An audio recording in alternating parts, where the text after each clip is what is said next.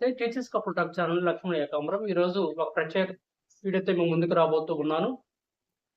మొదటిసారి మా channel follow అయ్యేవాళ్ళు తప్పకుండా బెల్ ఐకాన్ సెట్ చేసుకోండి. ఆల్ నోటిఫికేషన్ రూపంలో మేము ఏ వీడియో చేసినా కూడా ఎప్పటికప్పుడు నోటిఫికేషన్ రూపంలో వస్తుంది.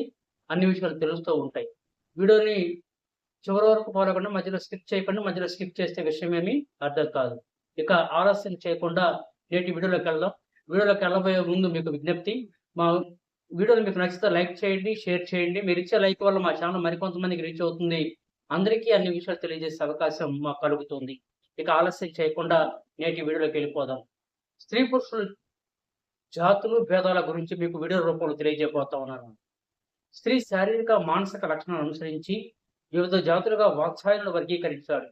స్త్రీలలో వివిధ జాతుల గురించి, ఆయా జాతుల లక్షణాల గురించి మీకు తెలియజేయబోతూ ఉన్నాను. స్త్రీ జాతుల్లో వీరికి ఇన్ని వ్యత్యాసాలు ఉన్నప్పటికీ పురుషుల్లో పోల్చి చూస్తే మాత్రం ఏకమత్తంగా చాలా విషయాలు అధికులని రసజ్ఞులని అభిప్రాయపడుతూ ఉన్నారు. స్త్రీణాం ద్విగుణమహరం బుద్ధి స్వాపి శత్రుగుణం సాహసం షడ్గుణం దైవ కామోష్టి గుణి మధ్య అన్నారు. అంటే పురుషుల కంటే స్త్రీలకు ఆహారం 2 రెట్లు, బుద్ధి 4 రెట్లు, సాహసం 6 రెట్లు, కామం 8 రెట్లు ఎక్కువ అని అర్థం. ఇందులో ఎంత వాస్తవం ఉందో చెప్పలేము, కానీ సహనంలో ఆమె ఖచ్చితంగా పురుషుని కంటే ఎన్నో రెట్లు ఎక్కువని చాలా సందర్భాల్లో రుజువైన సంగతి వాస్తవం. సహనం ఉన్నప్పుడే సంయమనం అలవాటు పడుతుంది. బలహీన లక్షణాలను దాటేందుకు ఈ సంయమనం ఎంతో అవసరం. అంతాన్ని చూసి మనసు చెడగొట్టుకోవడంలో మగవాళ్ళకి కాక స్త్రీలకు వాటా ఉంది. కాకపోతే వెంటనే బయటపడ ఆ తత్వమే ఈనాడు ఇన్ని కాపురాలను కవచంలా కాపాడుతోంది. స్త్రీ తెగిస్తే మగవాడికి మనశ్శాంతి కరువు అవుతుంది.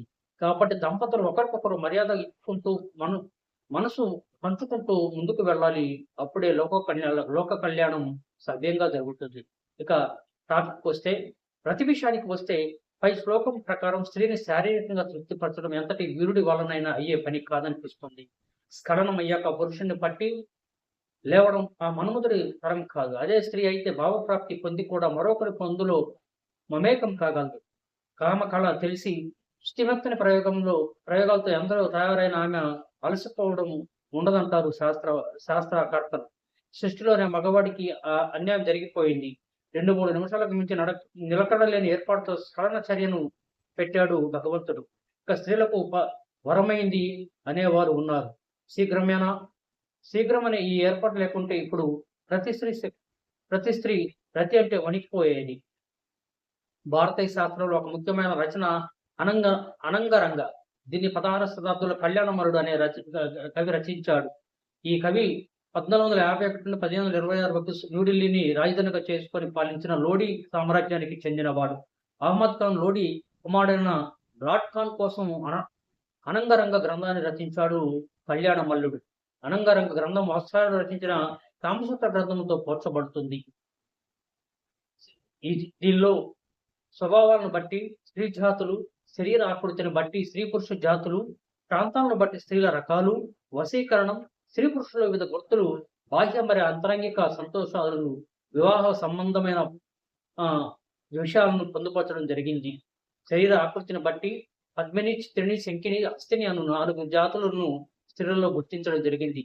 7 లోతులను బట్టి మృగవాదవ కర్ణి అను స్త్రీ జాతులను, అంగం పొడవును బట్టి శక, అశ్వ మరియు వృషభ అను పురుష జాతులను కళ్యాణమలుడు వర్ణించడం జరిగింది. అద్భుతంగా వర్ణించాడు. పురుషులు స్త్రీలతో సంభోగించే పద్ధతులు, వేళలు, వయస్సు మరియు ప్రాంతాలను బట్టి స్త్రీల స్వభావాలు, వారి శరీరాకృతిని బట్టి స్త్రీల స్వభావాలు కూడా రచించాడు. ఇవే కాకుండా భోగించే స్త్రీలను గుర్తించడం, వివాహత స్త్రీలు దారి తప్పడానికి గల కారణాలు, అసంతృప్తి చెందే స్త్రీలను గుర్తించడం, స్త్రీలు శృంగారం వైపు ఆసక్తి చూపే సందర్భాలు, యోని రకాలు, స్త్రీలను ఆకర్షించడానికి వశీకరణ విద్యలో పలు ఔషధాల తయారీల గురించి వివరించడం జరిగింది. శరీర ఆకృతిని బట్టి స్త్రీలలో పద్మిని, చిత్రిని, శంకిని, హస్తిని అను జాతులు ఉన్నాయి. ప్రతిపాద, ద్వితీయ, చతుర్థి, పంచమ అను తిథుల్లో పద్మిని స్త్రీ తన మర్మాంగాల నుండి సంతృప్తి చెందుతుంది.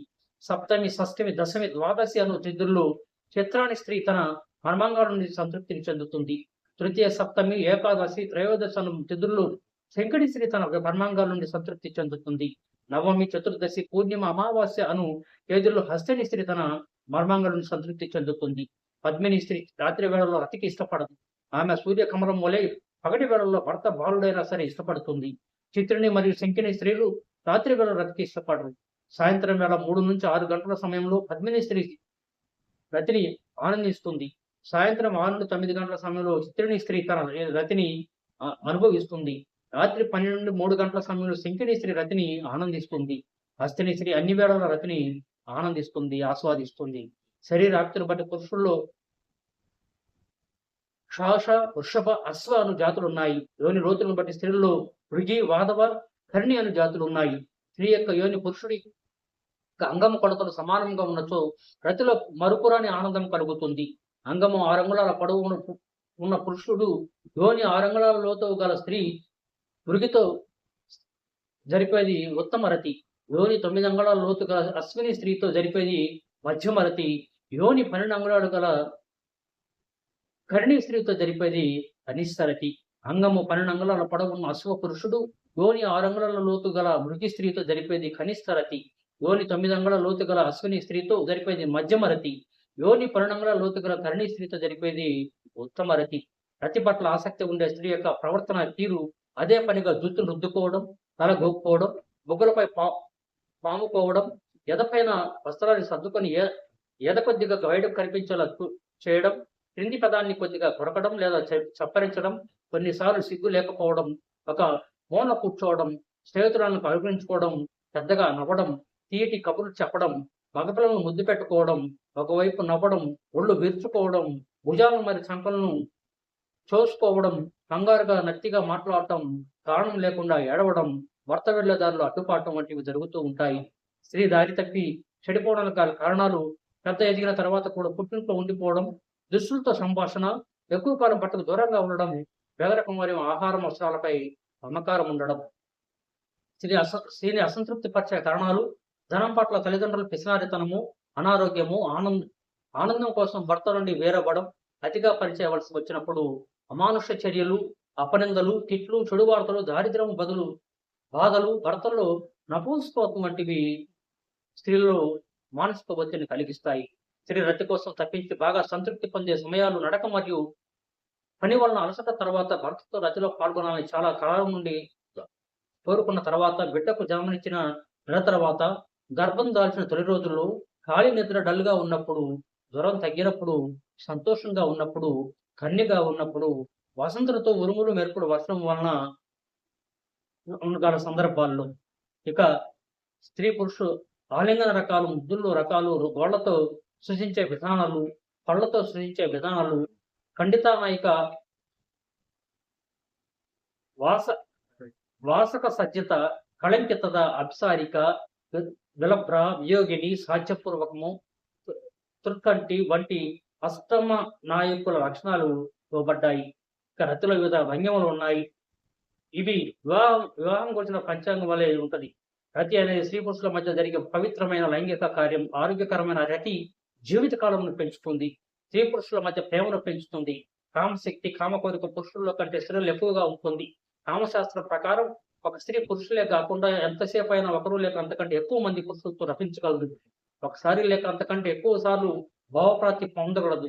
పురుషుడికే అంతటి శక్తి ఉండదు. క్షణిక నీతి శాస్త్రం ప్రకారం కామ కోరిక పురుషుల కంటే స్త్రీలు 8 రెట్లు ఎక్కువగా ఉంటుంది. రతిలో పాల్గొనడానికి స్త్రీకి కనీసం 16 సంవత్సరాల వయసు, పురుషుడికి 20 సంవత్సరాల వయసుగా ఉంటుంది. స్త్రీ పురుషుల ఇరువురు తమ శరీర భాగాలకు మర్మాంగాలను సున్నితంగా చేతులతో మరియు నాలుకతో తొలగిస్తూ రతిని ప్రారంభించాలి. దీన్ని ఆంగ్లంలో ఫోర్ ప్లే అంటారు. ఫోర్ ప్లే వల్ల పురుషాంగం గట్టపడుతుంది. యోనిలో ద్రవాలు పెంపొందించబడతాయి. అప్పుడు మాత్రమే యోనిలోకి పురుషాంగాన్ని ప్రవేశపెట్టాలి.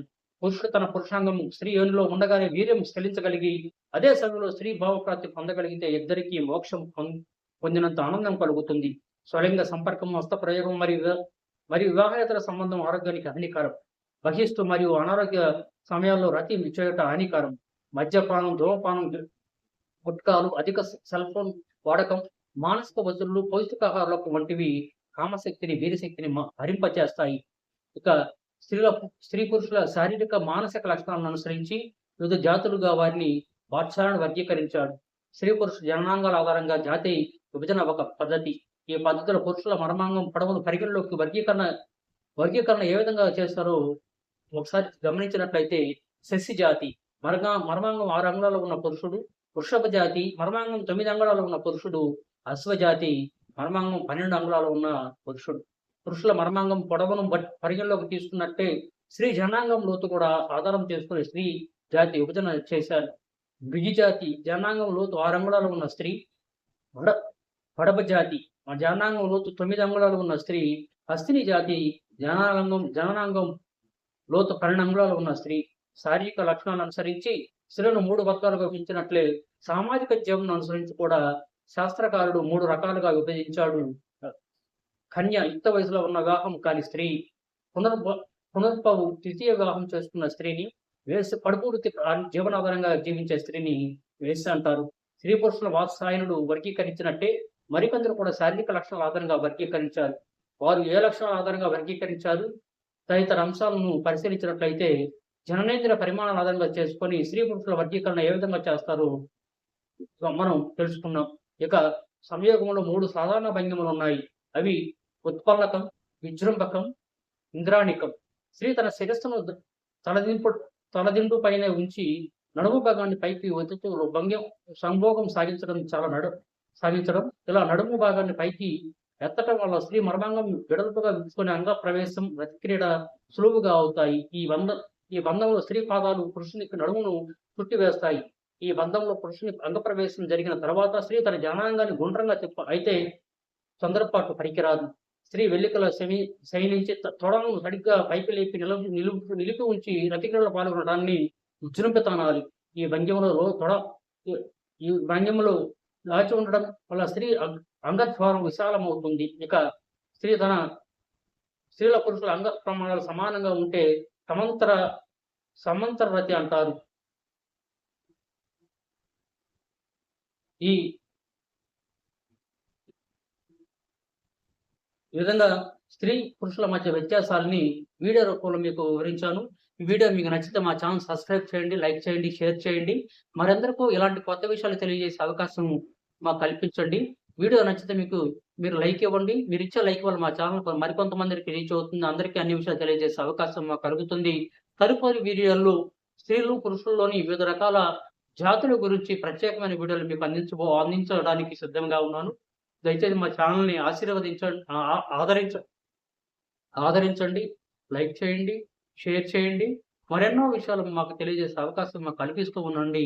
చూస్తూనే ఉండండి మీ టీచర్స్ కపుల్ టాక్ ఛానల్.